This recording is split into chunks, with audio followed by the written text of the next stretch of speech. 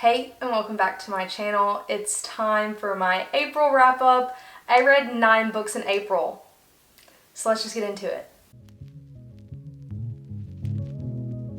Okay, I'm going to go in the order in which I read the books, and I'll try and explain a little bit about them and tell you my thoughts and why I rated them what I rated them. So the very first book that I read in April was City of Lost Souls by Cassandra Clare. This was part of, and it is part of, me and my friend who are rereading all of these books.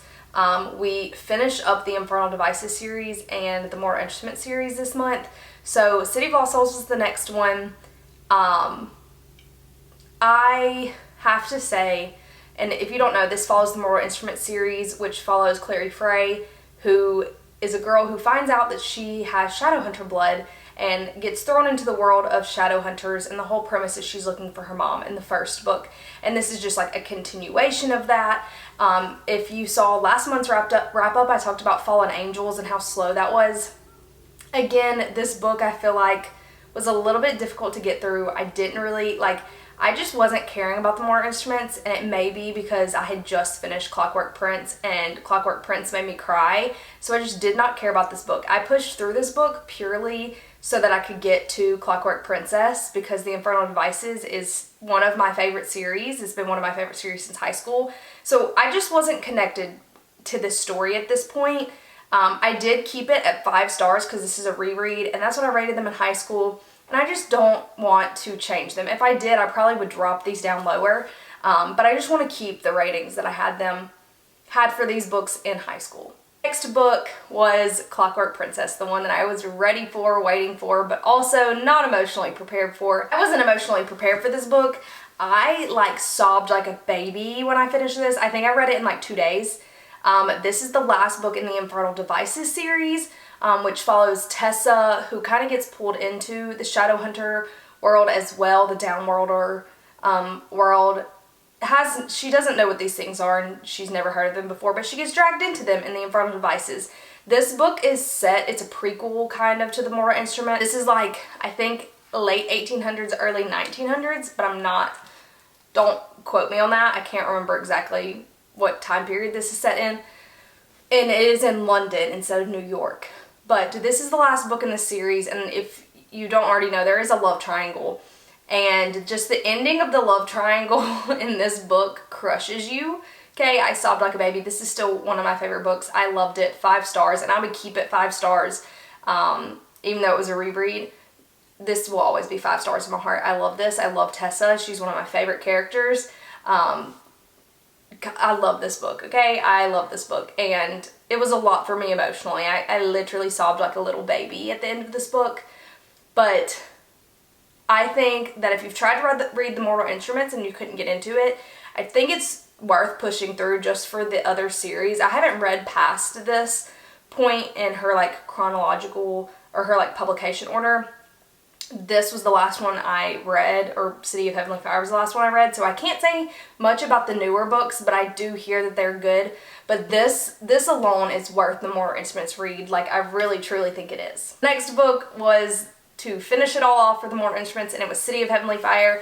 This actually was a lot better than the last 2 books in this series. I kept it again at 5 stars because it's a reread. So we finished the story off. The epilogue has some cameos. This is the one that I have a reading vlog for up on my channel. It's My Sister the Serial Killer and this book in one weekend. And I have my entire reaction to the epilogue. Even though I've read it before, I kind of forgot some things and I cried again.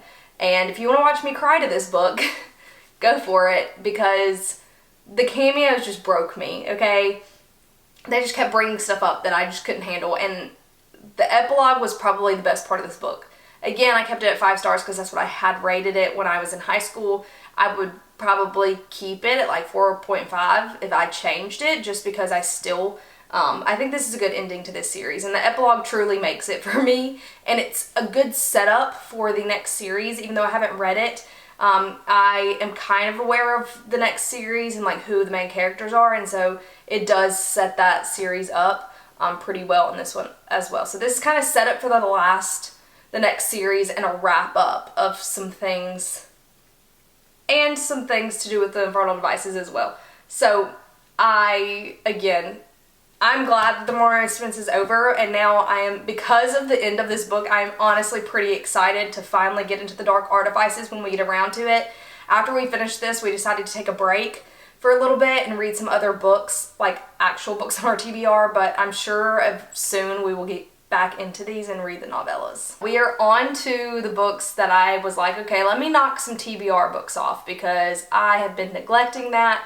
And the first book I picked up after this, I actually picked up on my Kindle, and it was Savage Faye by Suzanne Valenti and Caroline Peckham. This is the second book in the Ruthless Boys series, which is the prequel series to Zodiac Academy. So it happens, I think, like 5-ish years before Zodiac Academy, but completely different characters. There are a couple characters who appear in the Zodiac Academy up to the point that I'm at. I stopped at the 4th book. I think all of them end up showing up later on in the series. I'm not sure.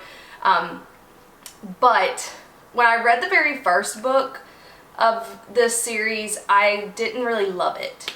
This book was a lot better in my opinion, and I actually liked the characters in this one. Before, I wasn't really caring much. In the last one, I really liked Dante because he reminded me of Darius from Zodiac Academy, but in this one I was falling in love with Ryder. I already loved Gabriel, but I still was loving Gabriel.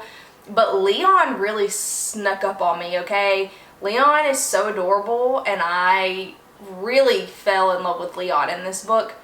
So I definitely think that this was better than the first one, and I am excited to continue it. I will probably read the next one soon, just because I really want to finish the series and get back to Zodiac Academy. I'm one of those people that if it's a publication order kind of thing and there's going to be crossovers, like, I have to just do the publication order or the recommended reading order, and a lot of people recommend reading these books before you continue with Zodiac Academy, and so I'm not going to finish Zodiac Academy until I finish these, and I so desperately need to get back to Zodiac Academy that's like motivating me to try and get through these books. So I'm working on it. I gave this book 4 stars just because I really enjoyed this one a lot. Main character, she's kind of annoying, but all of the boys, I love them.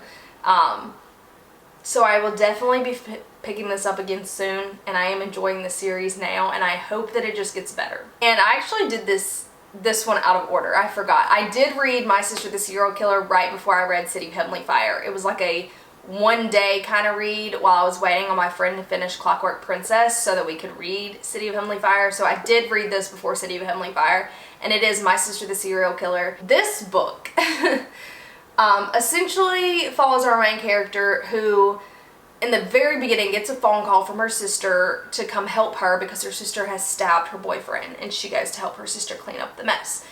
And she proceeds to go on and talk about how this is now the 3rd boyfriend that her sister has done this to, but it's all defense. It's self-defense.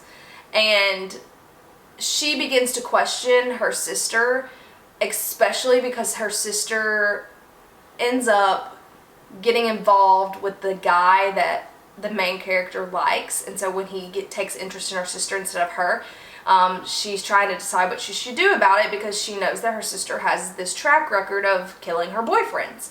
And it's kind of a back and forth. I ended up giving this 3.5 stars, I think, because it's really short. For one, the chapters are really short. Like, some of the chapters are only a page long.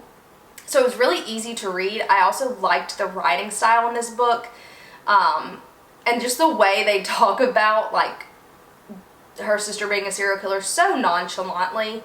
But it kind of was a little bit anticlimactic for me. I feel like not much happens by the end of this. Like, there's a lot of room for character growth and development, especially the way that she's questioning things, but then she just kind of ends up doing the same things by the end of this book that she was doing at the beginning.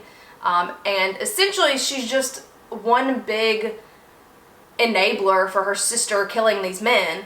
And so that was just, I was hoping for more with the ending, and it didn't give me as much as I wanted it to. But it was a really quick read, and I did enjoy it up until probably the end, so I gave it 3.5 stars. I think if you're looking for a really quick read, this is definitely it. Like, I literally sat down and finished this in one day. It's only like 220 pages. It's like 223 pages. So it's pretty short. Chapters are pretty short. And if the chapters are short, I'm going to fly through it. That's just how I am. But I did really enjoy this. So I definitely recommend picking it up if this is like the sort of thing you're into. Next up, we have One True Loves by Taylor Jenkins Reid. I actually also read this in like one day. This was one of the only romances by Taylor Jenkins Reid that I have not read yet. So I did pick this up. I annotated it just like the teeny tiniest bit. But this follows our main character, Emma. Her husband goes on a trip and his plane goes down and he's dead. And it's a couple years later and now she's engaged to a new man. And she gets a phone call that from her husband, because he is not dead. They found him and he comes back. And so it's a back and forth between like which one does she choose? The guy that she's currently engaged to and living her life with, or her husband who has been gone, who she thought was dead that she finally moved on from, who's now back. And which life does she fit into? This did get a movie. I think the movie's already out. I have no idea when that came out. I remember seeing it, and I read this purely because I do eventually want to watch the movie, because Philippa So, and I love Hamilton. She plays Eliza in Hamilton. She's the main character in this book. It was fun. I read it in a day. It's not my favorite Taylor Jenkins Reid. I think I gave it 3.5 stars as well. I think Forever Interrupted and what's the other one? After I Do. I liked both of those a lot better than I liked this one. So it was kind of like not my favorite, but it was good still. And I know a lot of people really loved it. So if this sounds like something you're interested in, you probably will like it. I like some of her other books better. This just didn't feel as much of a Taylor Jenkins Reid book to me as other ones have. The next book I read was for book club this month, and our choice this month was The Fine Print. I don't know why I haven't already read these, because like literally everyone has. This follows Rowan and Zara. I think that's how you say her name. Rowan's family they're rich. They're entrepreneurs. His grandfather created Dreamland, which is essentially Disneyland, okay? And his grandfather dies and leaves them a list of things they have to do in order to get their shares of the company, and he needs to go in and create this basically a project to like figure out what's wrong with the parks and how to fix it.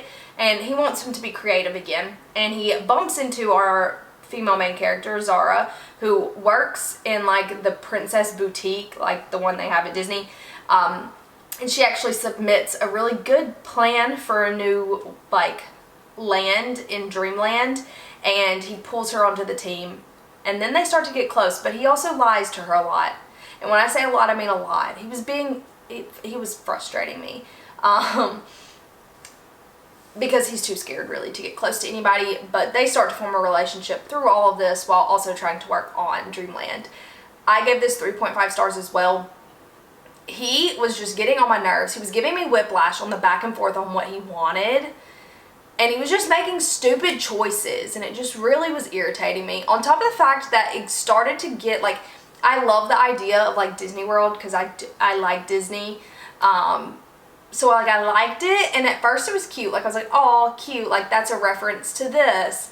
And then it got to the point where it was just like too much. Like, you've referenced Haunted Mansion now. You're describing a ride that's essentially the Splash Mountain ride. There was something else that they got on, and I was like, oh, that's literally this ride. They talk about adding a backwards track, essentially Mount Everest. So it got to the point where it was a little bit too like much of that for me. I was like, okay, we get it, like this is supposed to be Disney, but like we don't have to copy every single thing that Disney has. And that's what it started to do. But it was cute. I liked it. I'll probably finish the series eventually. Just not right now. We talk about this book tonight. Oh my gosh, we have book club tonight. I completely forgot. So we'll be discussing this tonight, and we'll see how everyone likes it. We haven't really done a romance yet, so this was the one that like literally everyone wanted to read, so we picked it up. Then I do have a reading vlog up for the last 2 books. If you haven't already seen it, it was my Magnolia Parks reading vlog that I started a month ago. But the next book that I read was Magnolia Parks, The Long Way Home. 5 stars. Absolutely loved this. If you don't know what the Magnolia Parks series is about, it's actually kind of like 2 series. So there's Magnolia Parks and then there's Daisy Hate books. And Magnolia Parks, long time, on again, off again fling with her high school boyfriend. They're the definition of toxic. If I'm not in the exact same position, it's because my camera got to the limit of which it could record, and so I had to go fix it. So I may be off a little bit. I apologize. Anyways, back to what I was saying.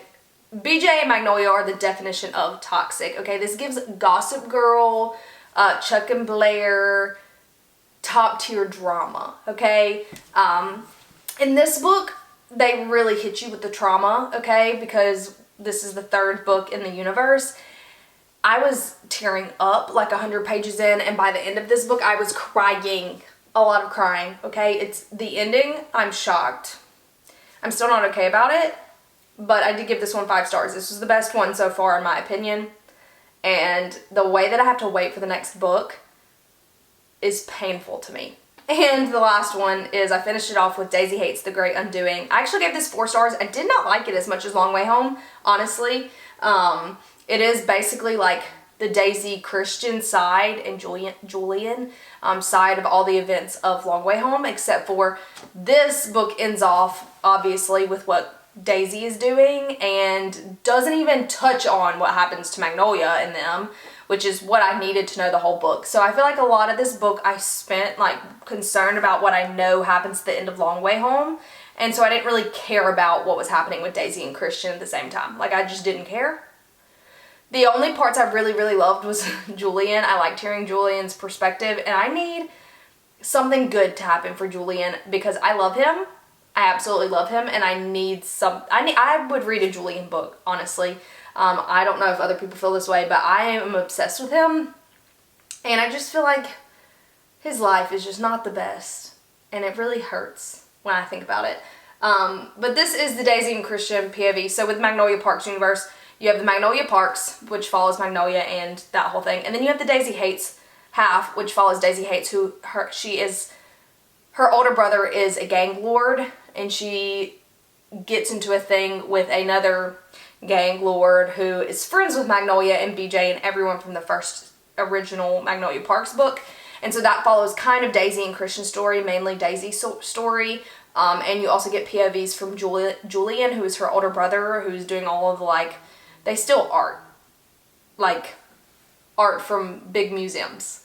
And so this is just basically her events that are happening, and these books happen at the same time. So the Magnolia Parks and Daisy Hates happened at the same time, and then Long Way Home and Great Undoing happened at the exact same time. So I gave this one 4 stars. I didn't think it was as good as Long Way Home, but that's just because, how do you follow up Long Way Home? And you didn't give me a crumb, not even a crumb of anything. So now I just have to wait for the next one to come out and hope that everything is resolved. It's not going to be. I'm very stressed out about it. So those are the 9 books that I read in April. It's actually April 30th, right now as I'm filming this, but it's 1 o'clock, 2 o'clock. It's 1:50. It's 2 o'clock just about. And I'm going to edit this video and probably upload it. And then I'm going to read Icebreaker, which is what I'm currently reading. There's a good chance that I binge and finish Icebreaker tonight, before April is over. So that may also be a book that I technically read in April, which would put it at 10. But I didn't really read yesterday. But it's one of those books that I already I'm not super far into it, but once you start, you can't really stop. So I definitely plan, I've already finished all of my schoolwork for the semester and all of that. So I definitely plan on editing this video and then reading for the rest of the day. So I very well may finish that as well.